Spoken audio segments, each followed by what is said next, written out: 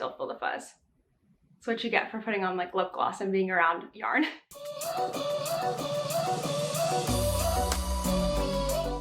Hey everyone, it's Natalie, also known as Knitty Natty. Welcome to episode 154 of the Love and Stitches podcast.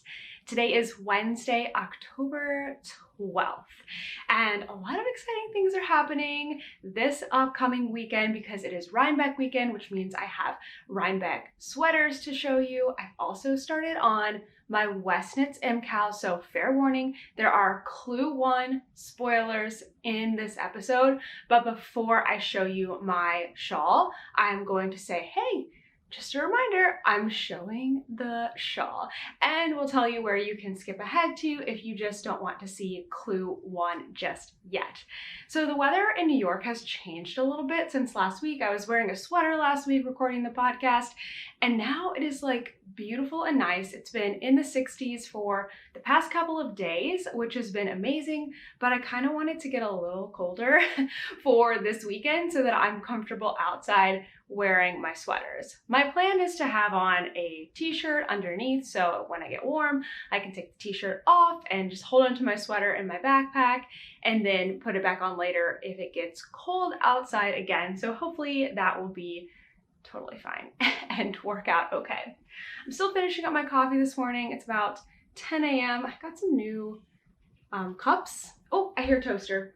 So anyway, I think that's all for the intro. I'm so excited to show you my projects today. I also have a little tip for you today for the tip of the month. So let me go let Toaster in and we'll get started. For all the projects that I'm going to show you today, I have a Ravelry project page linked down below with all the yarns. Two of the projects I'm going to show have multiple yarns, so I don't know if I'm going to go through all of them, especially since for this one you've seen it a lot. So just in case you haven't seen this sweater yet and you want to know everything that I used, it's linked below. So this is my Alpen Glow, or Alpen Glow 1 by Andrea Mowry. I had finished it last week, but I had some adjustments to make, the most important of which I felt was the neckline. So last week I did a try on and I had the neckline, I shortened it. I changed the pattern and I shortened the neckline and it just didn't look right. I think because it was so wide to accommodate the neckline that was intended, it just didn't look right shorter. It like stood up weird. I saw several comments from people saying I could put elastic in, but I didn't really want to do that. I just didn't think it looked right. So I decided to pick it out. I actually ended up cutting off my tubular bind off rather than picking stitch by stitch, because the tubular bind off is a sewn bind off and it's a real pain to undo. So instead I picked up stitches with my needle, I cut off my tubular bind off, and then it only took me a few minutes to undo everything. And then of course I had to reknit it. So I ended up reknitting it exactly to pattern, which is I think like 4 inches of ribbing, and then you fold it over and you sew it down. Now the sweater has been blocked multiple times. I blocked it once after I finished the yoke and tried it on and decided to knit another inch on the yoke. I added an inch to the yoke. Then I blocked it again when I was finished with the body, the sleeves, the neck, and that's when I tried it on and realized that the neck was just not going to work. And I want to block it one more time because I thought I was going to make another modification to it. So let me throw this on here. Which way is the front? Okay. I'm pretty sure there's a front and a back because there's like short rows somewhere, but now I can't really tell. Hold on. Here's my beginning of round. That means that's the back of the neck. Maybe I should like leave a little loop or something when I weave that end in to like clue me in which way's the back. So let's take a look at the neck because it looks so much better. And I didn't want to do this neck in the first place because I thought it would feel constrictive, and I don't really like things on my neck. And to be honest, it's a little bit like itchy, but that's more because of my yarn choice, which is oh gosh, what is it? It's called Reminisce by Farmer's Daughter Fibers. It's a beautiful yarn and it has softened a bit. It is wool, 100% Montana and Wyoming Rambouillet, I think is how you say it. It's just a more itchy wool. And I can say like it's not totally my favorite, but I also think it's just not cold enough right now to wear something like this. So it feels itchy, even itchier, especially because right now the air conditioning off and the sun is like beating in here, but I won't leave this on for long. But here's the new neckline. The original neckline that was part of the pattern, and I think it looks so much better. It's not tight like at all. Like that is not a problem. I mean, you can see that you can still see my t-shirt underneath it. So it's not even like that turtlenecky or tight or anything. And now it stands up just like it was doing when it was only an inch tall, but it looks good instead of just like looking kind of funny. So the thing that I didn't get the chance to do and that I won't have time to do before going to Rhinebeck in just 48 hours is the length. So it is a little short. Obviously looks very funny with this like longer t-shirt. It is long enough, like these are my hip bones. And so it's not like super duper cropped, and it will be fine with a more high-waisted jeans. But I do plan to come back and add one more repeat. I think I'm gonna try to pick up stitches and cut this section off so that I don't have to do it all again. I think it would be worth trying that first before ripping it out. Then I'll be able to knit one more repeat of the little slip stitches and the stockinette, which will give me just an extra inch. I think that's really all I need. And then I will be able to piece it all back together. Now, the good thing about not having time to do this, it would seem like it's not a good thing, but it does actually give me the chance to wear it this weekend. And what could come out of that is I could decide that this is actually a great length and not have to make any changes to it. So we'll see. I'm kind of 50-50 on adding length to it right now, just because, I don't know, I might not need it. So I have some more finishing to do as far as like, I left the ends all here. I have a bunch of ends because I thought I was gonna, you know, have time to make it a little bit longer. So I will maybe even just pin those in with a stitch marker instead of actually weaving them in, so that if I do come back and make any changes to it, it will be easy to do. But very happy with the neckline change. It looks, I think, so much better, and I love everything else about the sweater. I think it's great. The only thing I sort of am not super great, like happy about, is that the yarn's a little itchy. I'm just not a rustic yarn girl, I think. I am just not, and that's okay. The intended yarn, or suggested yarn rather, is Magpie, and that's a very soft yarn. I have that, and I'm planning to make another sweater with it. So I think that this yarn, if you are a more rusticy wool kind of a person, you will like it because it's on the softer side of rustic, but it's definitely not the same feeling as like a superwash yarn. So it's all about a matter of preference. But very happy with my Alpen Glow, and that took up a good chunk of time this week.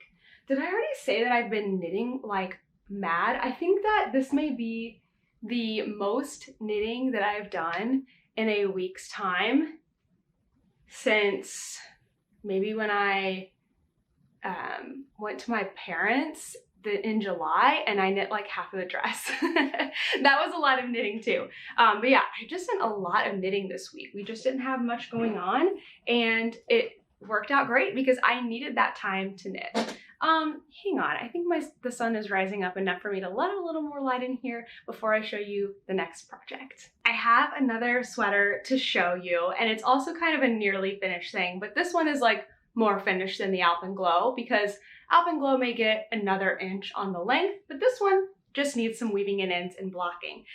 I'm so pleased that I have finished my nurtured sweater. So this is also an Andrea Mowry pattern, and it is going to be one of my Rhinebeck sweaters. Actually, I need to get it into the wash as soon as this video is done so that it can be dry in order for me to wear on Friday. Today is Wednesday. There should be enough time, but I want to give it more than 24 hours to dry.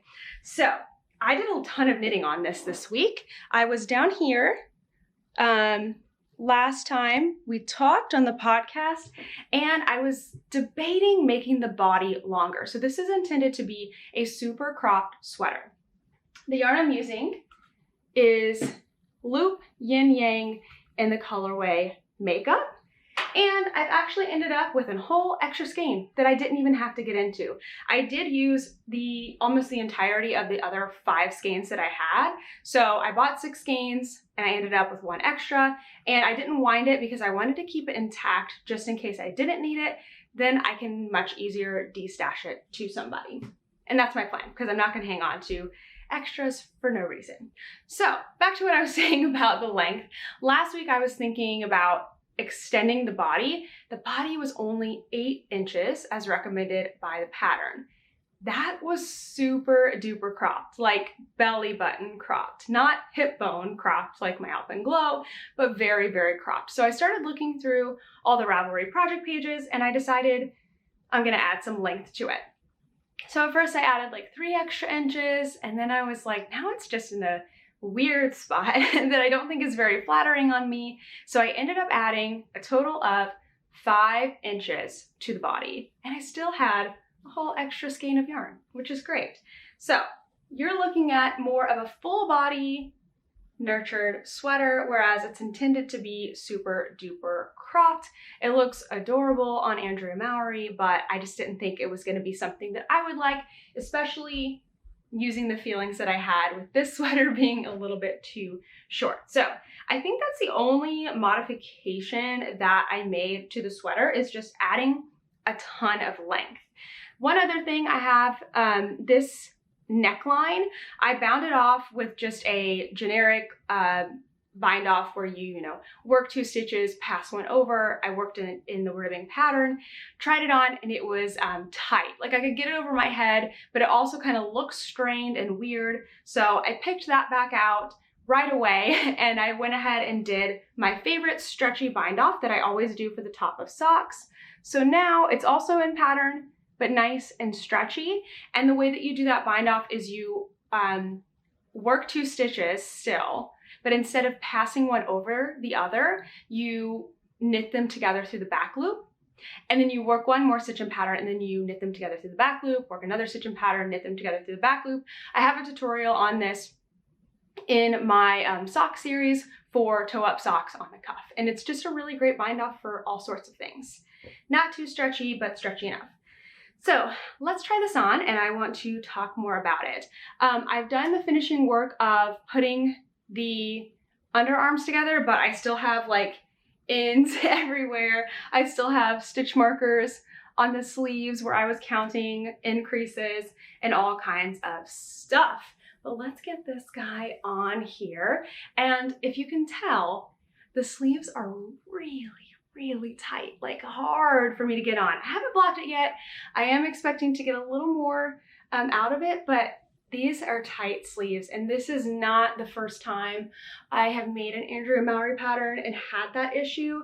I've also made the Weekender, and I ended up, I think, going up a size from the body on the sleeves, and I don't think that I have very I don't think I have like thick arms in comparison to my body. So I've heard other people say the same thing, and so I just want to warn you that you might have to maybe play with things a little bit. I don't really know how you would do that in this sweater pattern. I'm not super familiar with the bottom up construction.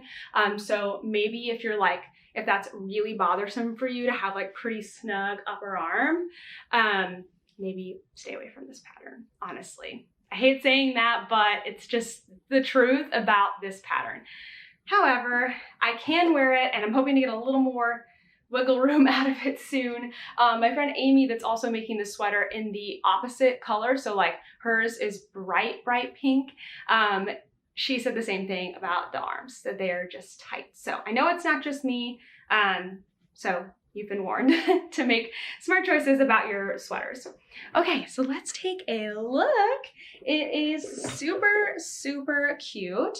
My shirt is still a lot longer than the sweater, which of course I wouldn't wear, but now it is a full length sweater, which I'm very happy with. That's that extra 5 inches here. It's pretty simple all the way around.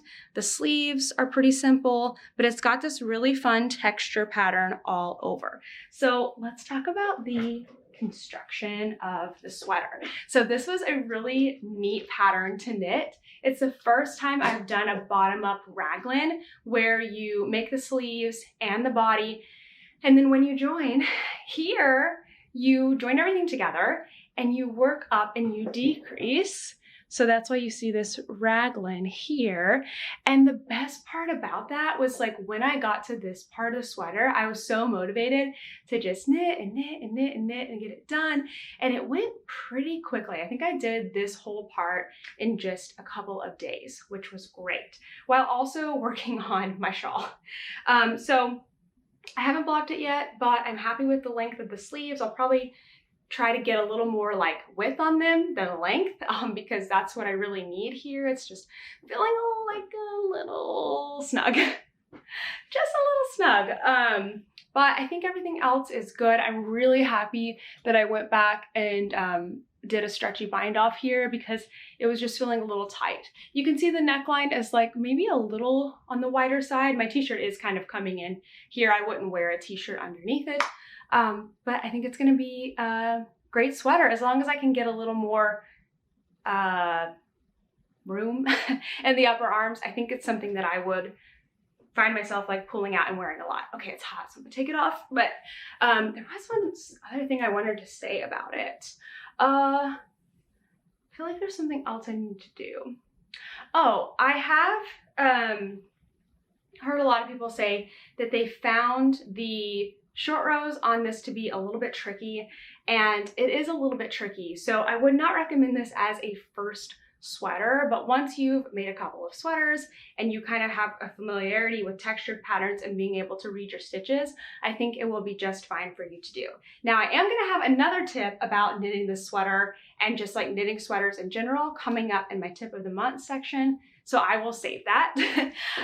But I'm really proud of myself because I knit this sweater in just about a month. I was looking on Ravelry this morning and I started it on September 8th and I finished it. I bound off yesterday, October 11th, which means just over a month of knitting on this sweater.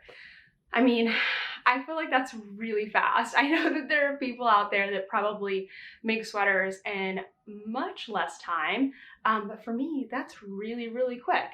And I am I always like to like reflect on my knitting projects, and there's so many years that I've done my year in review where I'm like, I wanted to knit 6 sweaters, but I only did 4, 3 or whatever. And I think this year, without really having it be a goal, I've knit a lot of sweaters and garments. So I feel really proud of myself. I did this one also in just about a month, and then this one. So I feel like I did Rhinebeck justice, right? It's like the Rhinebeck sweater thing. So I feel great about that. Okay, I'm gonna pull out my shawl. So if you are knitting the twists and turns mystery MCAL and you don't want to see it, this is where you're going to want to stop, look at the timestamp that we have, and skip ahead so that you don't get spoiled, so that you don't get spoiled at all for this clue. The majority of my knitting time this week has gone into this mystery shawl, and I've had some ups and downs already. So this is your last warning that I'm about to show clue 1 of the Twists and Turns shawl. I'm going to start with my yarn though. So Twists and Turns is I feel like I have a fuzz on me. Twists and Turns is a mystery shawl knit along that Stephen West has designed. He is known for his wild designs and so many fun colors with so many creative ways to knit. And I love doing this mystery knit along. I think this is my 5th year in a row that I'm doing the mystery knit along. Still feel the fuzz. That's what you get for putting on like lip gloss and being around yarn. But I think this is my 5th year doing the mystery knit along, and every year I think that you probably see me whine and complain, but it's all in good fun because I love the challenge of trying to finish something in a month, working each week to try to race to finish the clue. It's a lot of knitting and also learning so many new things along the way. I feel like I always have a new skill in every single week when I do these West Knits make-alongs, and it also just allows me to kind of step outside of my comfort zone and outside of the box of what I would normally make. Because if I saw the shawls finished, I might not actually pick them to be on my project list, but not knowing what's coming is half the fun. So every single week, an update through Ravelry comes out and you get a new portion of the clue. So right now, technically, we're on the last day of clue 1 and tomorrow clue 2 will come out. So I am racing to finish the first clue so that I can be ready tomorrow morning to start the next part. So all you're gonna see today is clue 1. There are 3 colors for this shawl. So this one right here is my main color. And all of my yarns are from Walk Collective. I ordered a kit and ended up replacing the contrast or the accent color. So the first one is Pink Candy. That's my main color. My contrast color is a very light pink, also from Walk, called Powder. And both of those are on the Cottage Merino base, which is 100% wool. Now, I had a different color for my accent that came with the kit that I didn't really like. So when I got it in person, I saw it, I was like, you know what, that's just not gonna work for me.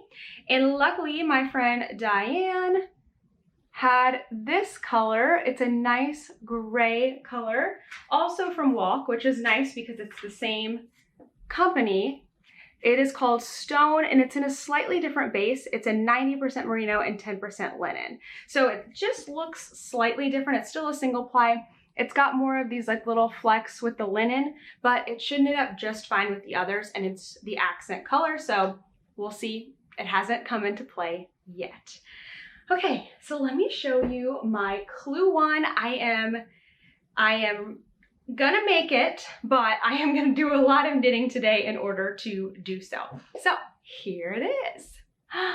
Oh, I just love it so much. It looks so good. So this has been a lot of fun, but also I will say that on day 1, I was so excited to start. And then I got to the instructions where it was like, bind off and then cast on again. And I was like, oh, heck no. And I literally stopped working on it for like 24 hours. But then I, got a little break from it and decided I was excited again. And so I'm back to it. So all of these little loops here, we do something very fun with where we kind of interlock them, but I am saving that to do at the very end when I am all done. This right here doesn't look like a lot, but it is hours and hours of knitting. I have estimated that it takes me about 2 hours to do each repeat. So let's see, we've got 1, 2, 3, 4, 5, 6, 7, 8, 9, 10, 11. So that's already like at least 22 hours into this shawl. And I have done that in the last week. So yeah, I'm pretty proud of myself for that. It's like a part-time job right here. Today, I'm gonna be spending at least another 6 hours because I have 3 more repeats to do. And then I will be finished with the clue. So I'm really, really just proud of myself. I like the race. I think it's very, very fun. I've already made a ton of mistakes in the shawl. So just in case you're like working your way on clue 1, I'll share my mistakes that I've made so you can kind of watch out because it may be something that you might do too. I keep forgetting to increase on, I think it's this side. I keep forgetting to increase on this side of the center decrease. And so I've had to so many times go in and add back stitches. So now what I'm doing is every time I start a new repeat with a contrast color, I count my stitches. And if I'm missing one on one side, I take a little, I take a little light bulb stitch marker and I hook it in that section where I need another stitch as a reminder. And then when I come and do this part, and I'm on the wrong side just knitting across, I add in a stitch. It is very subtle, you don't really see it, and that way I know that I have fixed my mistake. So wherever there's a marker, I just add it in and then I remove the marker to tell myself that I have fixed it. The very first time I did this, I think I had 5 missing stitches, so I didn't do them all in one row. I spaced them out over a few repeats so that it didn't totally throw off the pattern. But I just counted this morning and I'm all back on track, so it seems to be working now. So I'm having a fun time. It's finally memorizable and easy, just in time for there to be a new clue tomorrow, which again is definitely just part of the fun. So I don't know, do y'all have any guesses about what part of the shawl this is? I have no clue because we're about to bind this off. So this could literally be anything. I kind of think it's like the top part and we're gonna like add to the sides and to the bottom and shape it out, but you never know. It's getting bigger and wider. You can't really tell on this 24-inch needle. So that's what makes me think that this is kind of the top and we're spanning out, but only Stephen would know. Now, as far as my other projects, I have 2 hats on the needles. One I literally didn't touch. It's just set aside. Honestly, on Ravelry, I need to go and put it in hibernation. The other one, I think I put about 100 stitches on, which is not very many because I think the hat itself has like 110 stitches. So I'm not even going to show those this week. But if you were wondering, I do have a couple other projects on the go, but most of my knitting time went into finishing these sweaters and working on the MCAL over the past week. It is now safe to come back into the podcast. No more talking about the MCAL, no spoilers from here on out. I do have a tip for you that is a notions tip.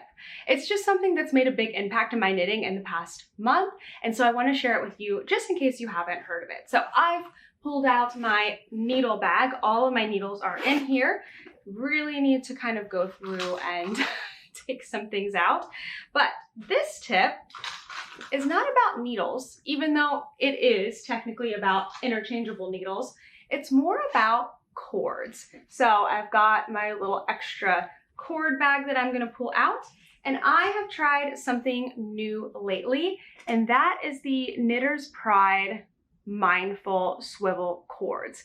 This cord is good, it's great, but mostly what I want to share with you today is the effectiveness of having a really long swivel cord in your interchangeable needle collection. So whatever kind of interchangeable needles you have, there may be an opportunity to get a swivel cord. So I bought this cord. I want to say it's like 47 inches long, super long, and you attach it to your interchangeable needles just like your regular cords that come with the interchangeable needles, except that they swivel around. I know you really can't see what I'm doing here, but just trust me, they swivel. Why does this matter? Well, having the swivel makes the biggest difference when you're knitting in magic loop, and actually just even in the round, because sometimes your knitting will get like twisted in a way that's like not comfortable, and then you have to like go through and kind of like undo your cord. Whereas if you have the swivel cord, your needle tips rotate and you don't have to go through and fix the cord.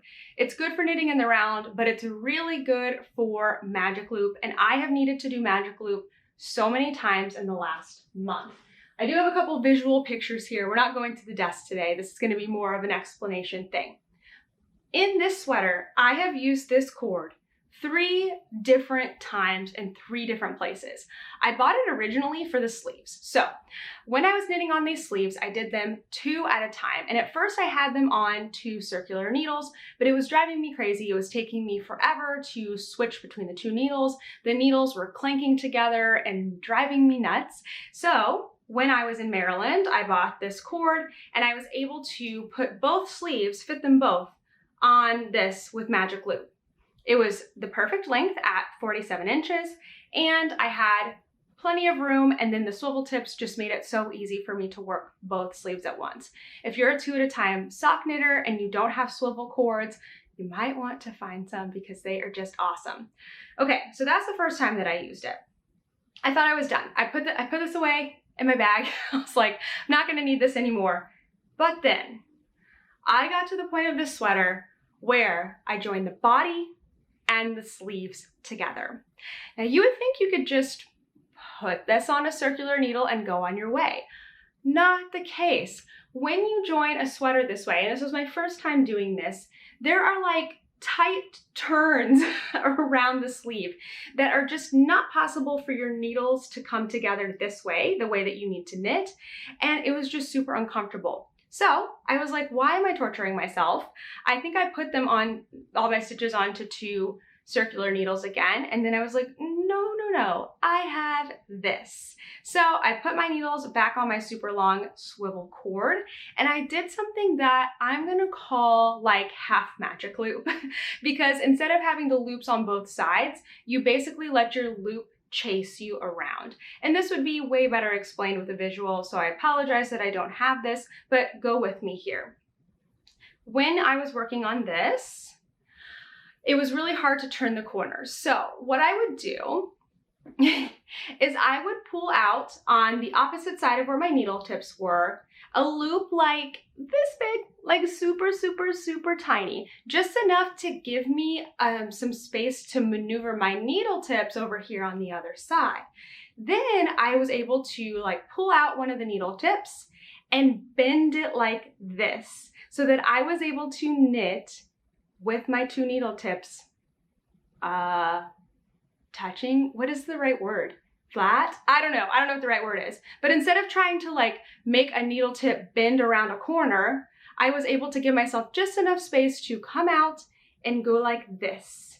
Then as I started knitting across here, my tiny little loop on this side would just go and like disappear into the knitting.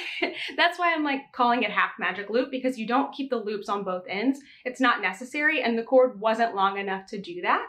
But then I would knit all the way across, and then when I would get to the other side, I would do the same thing. I'd pull out the tiniest little loop. I'd just like split my sleeve stitches in half, pull out like an inch or 2 of loop, just enough that I could pull my needle tip out and get it rotated around and be able to knit comfortably. It was a game changer. If you are doing any kind of bottom-up sweater where you are joining in the sleeves, I hope that you take this tip and use it and get yourself a really long cord and do either a true magic loop or a sort of magic loop type of a thing. It's so helpful. And then the last place that I used this was on the neck of the sweater. I mean, this is pretty much not like a revolutionary tip. You can do magic loop anytime that you have a small circumference in the round. I'm not a huge fan of using 16-inch circular needles. I will typically do it for hats because it's such a long stretch of the same number of stitches, and that doesn't tend to hurt my hands. But when I have something that's like 6 rows, I really didn't want to set up a whole new needle tip and change needles. And so I was able to just carry on using this super long cord for magic loop on the neck. It's also so much easier to bind off when you have a standard size needle tip, which is typically 5 inches, rather than your little itty bitty like 2.5 or 3 inch 16-inch circulars. So whenever you're binding off something that's small in the round, even if you did knit it on 16-inch circulars, I typically will get out my regular needle tip set and create a new needle just for the bind off. It helps so much. So these again are the Knitter's Pride Mindful collection, and they worked super great with my Knit Picks needles. I love them so much. I loved working with these swivel cords so much that I'm actually considering buying, I'm probably going to, a whole new needle tip set. To be honest, it's been a long time coming because I've had my beloved Knit Pick set since I was in high school, which was 12 years ago. And I love them and they're great, but some of them, especially the ones I use all the time, are starting to get like a little rough on the ends. I think just like the constant me like pushing on them. And then the cords on Knit Picks, they're just okay.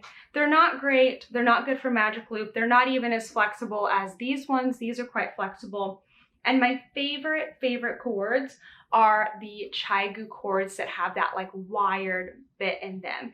So I have found, I mean, I don't think I found it. I think somebody sent it to me because I talked about this before, but there is a needle set from Lantern Moon that is ebony wood. I love wooden needles. If I liked metal needles, it would be so easy. I would just get a Chaigu set. I realized this, but the Chaigu wooden needles are not the same. They are not as pointy as I like. They're not as smooth as I like. And so I just have decided that I wasn't going to get new needles until I found the right thing. And so these Lantern Moon needles, they look perfect. I haven't seen them in person, which is the only thing. I need to see them. But they're a beautiful laminated wood. They're smooth. They have a pointy tip. And the best part, they have swivel cords that are those like metal core, whatever, flexible things, memory free, just like Chaigu. So if you see me with some new needles in the next couple of months, it's been a lot of mental background work trying to get myself psyched up and ready to make a big needle purchase, but I'm really excited about it, and having these swivel cords for this project has just made me see how important having the right tools are for the knitting experience. So you can always just grab, I think these were like $5 to $7, and beef up your current needle kit. If you have the Knitter's Pride or Knit Picks, that are really, really great and such an affordable way to get into interchangeable knitting needles. Or I will have a review hopefully in some point in time when I get a new set of needles, probably from Lantern Moon. The biggest news of the week is that I have announced our next make-along, which is Sockmas 2022. Now, Sockmas doesn't technically start until November 25th, which is the day after Thanksgiving. It runs for 3 weeks. It is a sock make-along, knit or crochet socks, and I've got all of the details on an info page. I kept trying to say informational and info, but I've got all the details on an info page linked down below, and I also did a whole video on it this week where I shared all the details about how to participate in Sockmas. I shared the Sockmas sponsors and our exclusive products, and I also shared that I'm going to be doing a holiday bonus package that is going to be Sockmas and Vlogmas events all rolled into one. It's going to be 5 live events with me and some other makers, and it's going to be a lot of fun. So if you want to find out more about that, I'll link the video and the info page, but you'll want to put this date on your calendar. October 21st, which is a Friday, is our Sockmas sponsor shop update day. We have 2 sponsors this year, and we're staggering the shop updates so that you have the opportunity to get both items. So let me just show you them really, really quickly. And if you want to go watch that video and be surprised there, don't look for just a second. But at 10 a.m., we are going to have our bag sponsor shop update, which is White Rose Fiber Company. This is on Friday, October 21st, so next Friday. We have 2 fabrics, a black background and a red background, and these are the 2 sizes, medium and sock size. And then at 11 a.m. we have our yarn sponsor shop update. So again, you'll have the opportunity to grab both items, but if you want to get both, you're gonna need to be there like at 10 a.m. and at 11 a.m. because things always sell out really, really fast. Our yarn sponsor for Sockmas 2022 is Mandy's Makings, and she has made these 2 beautiful yarn kits. One is called Handmade Ornament and the other is Snow Globe. And again, I have so much more information on the info page and in that video that you can go watch and see everything. Okay, the other thing that is coming up is Rhinebeck. It's this weekend. Can you believe it?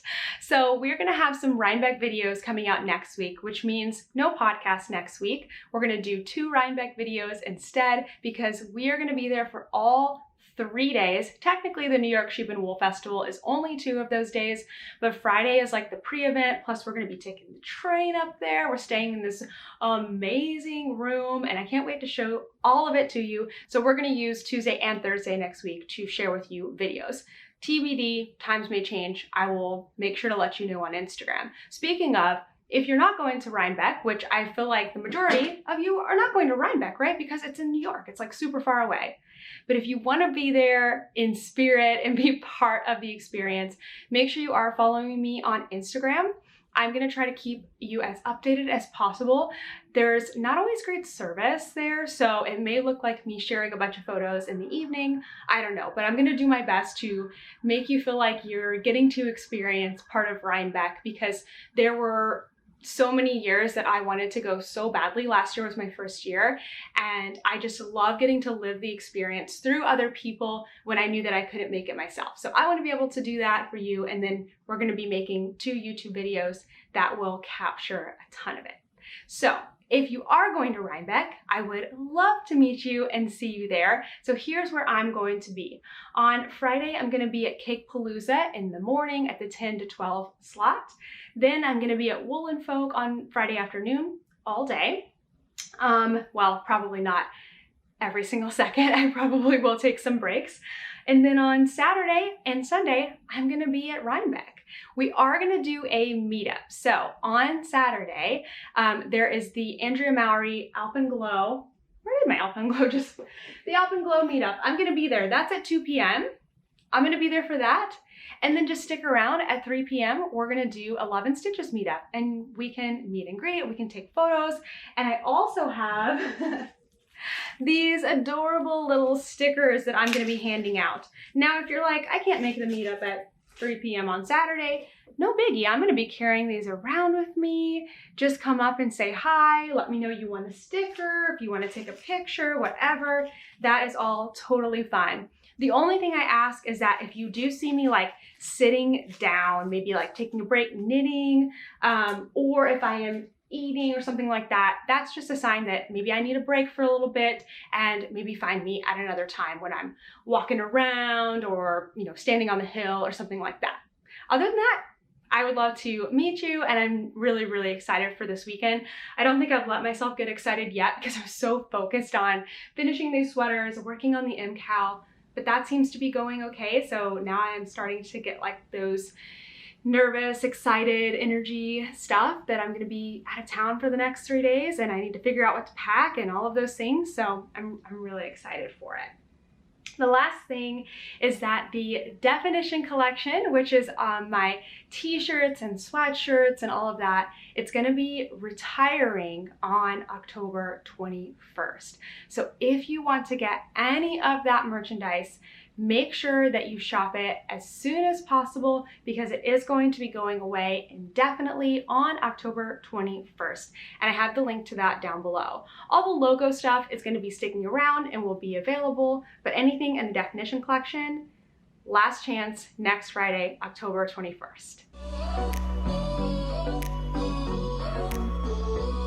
This past week has been so full of knitting that we really haven't done much else. It also was a really busy week as far as work goes, because we launched the membership and we have all these new members. It's so amazing. But mostly I've just been knitting. All weekend, literally, we hung out on the couch. I have so many pictures and photos of Toaster sleeping this weekend and Kent sleeping, and I just knitted my heart out. I think I sat in bed half of Saturday and just worked on the MCAL, and then I worked on my sweaters, and it was wonderful, especially because I know this upcoming weekend is going to be super, super busy. So that was a lot of fun, and I literally have nothing interesting to share. Work, knitting, sleeping, eating. That is pretty much all that happened, and I couldn't be more grateful for that. I also haven't really been reading lately because I've been working on these projects that are more complicated and have deadlines. Usually I use the first 30 minutes of my day to sit in bed and read and knit on a project that is either just stockinette or simple ribbing or something like that, so that I can read at the same time.